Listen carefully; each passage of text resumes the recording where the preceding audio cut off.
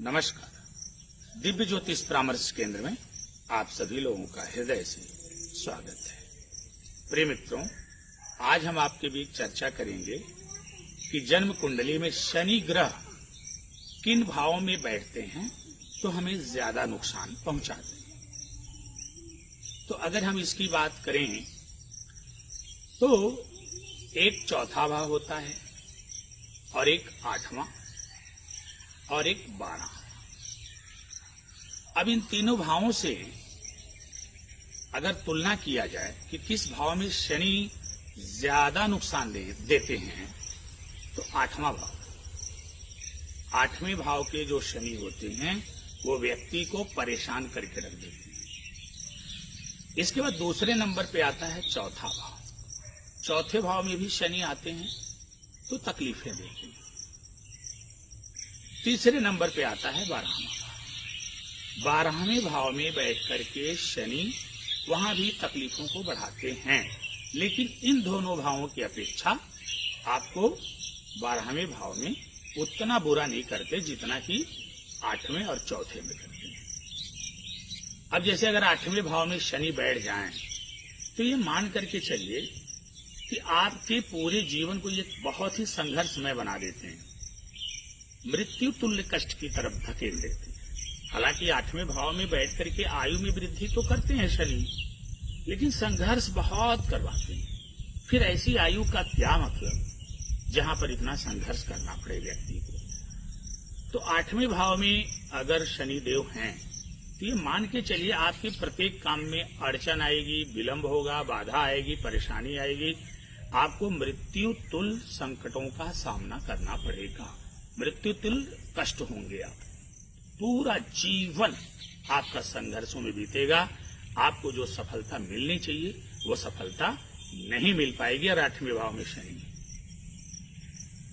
चौथे भाव में अगर शनि है तो चौथे भाव में जब शनि जाते हैं तो घरेलू जो वातावरण है ना वो कलहपूर्ण हो जाता है। भवन का निर्माण जल्दी नहीं हो पाता है, और अगर भवन का निर्माण हो भी जाए तो घर में विध्वंस हो जाता है, कलापूर्ण स्थितियां हो जाती हैं, बंटवारा बहुत जल्दी होने लगता है, आपस में लड़ाई झगड़े लगे रहते हैं, भवन का गिरना पड़ना भी लगा रहता है, टूट फूट लगी रहती है, साथ ही साथ दीवारों भी क्रैक हो जाती है, घर में बहुत ज्यादा सीलन रहती है। आप पेंट करेंगे तो घर पे पेंट जो है बहुत जल्दी घर का पेंट उतर जाएगा। आपके घर में कोई वाहन इत्यादि है तो पता चलेगा कि वह भी उसमें भी कुछ न कुछ खराबी आती रहेगी, बनता बिगड़ता रहेगा। माता का स्वास्थ्य भी अच्छा नहीं मिल पाता है। आपको भी सुख की अनुभूति सब कुछ रहते हुए भी आपको सुख नहीं मिल पाता है जब चौथे भाव में शनि होते हैं। और वहीं जब 12वें भाव में शनि चले जाते हैं तो 12वें भाव के शनि कुछ अच्छे भी हैं, कुछ खराब भी हैं। थोड़ी सी सैया सुख में कमी लाते हैं, आपके खर्चे को बढ़ा देते हैं, खर्च की अधिकता हो जाती है। एक तरफ से आता है तो दूसरी तरफ चला जाता है, पैसे की व्यवस्था होते ही खर्च हो जाता है। कुछ अनावश्यक रूप से आपको बदनामी इत्यादि का भी सामना करना पड़ सकता है, जेल जुर्माने का भी सामना आपको करना पड़ सकता है। लेकिन वहीं 12वें घर में अगर शनि हैं तो आप कई मकान के भी स्वामी होंगे, और जैसे जैसे खर्च आपका होता जाएगा वैसे वैसे धन का आगमन भी शनि यहाँ पर देते हैं। लेकिन फिर भी आपके कार्यों में अड़चन, बाधाएं और विलंब तो पैदा कर ही देते हैं शनि। तो अब सवाल ये उठता है कि आखिर जो ये शनि समस्याएं दे रहे हैं, इन समस्याओं से हमको छुटकारा कैसे मिलेगा। तो अगर चौथे घर में शनि हैं तो आपको क्या करना चाहिए। पहली बात तो शनि का सबसे बड़ा उपाय है आप हनुमान जी की आराधना करिए। मंगलवार का व्रत रह सकते हैं तो मंगलवार का व्रत करिए, प्रतिदिन हनुमान चालीसा का पाठ करिए। ये तो आप करिए ही करिए। हनुमान जी के चरणों में चमेली का तेल और सिंदूर लगाइए आप प्रत्येक मंगलवार, प्रत्येक शनिवार के दिन। इसके अलावा अगर चौथे घर में शनि है तो आप किसी सफाई कर्मी को 4 बट्टी साबुन करके 7 शनिवार दे दीजिए, और किसी गरीब व्यक्ति को, जरूरतमंद को 7 शनिवार एक एक जोड़ी चप्पल प्रदान कर दीजिए अलग अलग जरूरतमंद लोगों को। तो आपको बहुत हद तक राहत मिलेगी और इन सारी समस्याओं से आपको छुटकारा मिलेगा।